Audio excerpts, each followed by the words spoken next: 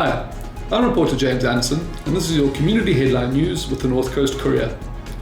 On our front page this week, join us in celebrating the fantastic achievement of two North Coasters at last weekend's Mid-Mile Mile.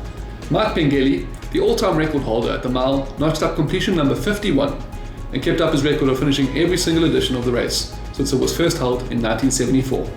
Belito also had a swimmer on the podium as 18-year-old Sven van der Linde blitzed his way to a bronze medal in his fifth mid-mile. See page 2 for a selection of community-submitted photos from the race. On page 3, read about the question on everyone's lips last week: what is news with the suspected red tide? Well, the truth is, we are still awaiting final results to be returned from Cape Town before we can confirm it yet either way. But in the meantime, we asked some experts to give their take on whether they thought it was a red tide and what some reasonable safety precautions might be. On page 6, learn about the fascinating work done on Amploti's dunes in order to rehabilitate them from damage sustained during the 2007 storms which ravaged our coastline.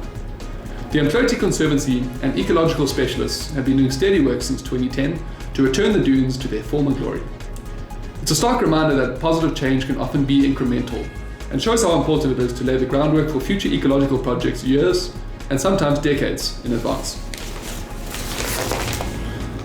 On our back page this week, we caught up with Tate Prop and clearly Giraffe Glamini, who has risen from a township upbringing in Hambanati to making a career out of rugby. Giraffe is a member of the Tel Aviv Heat, Israel's first professional rugby team, and plays with and against World Cup players, Olympians, and national heroes.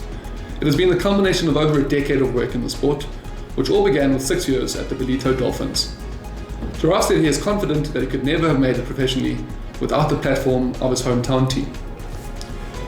As always, there's plenty more to read in this week's edition, including news of yet another acting new CFO at KDM on page 7, details of 3 day-long blackouts scheduled for next week on page 13, a packed 11-page schools feature, and much, much more.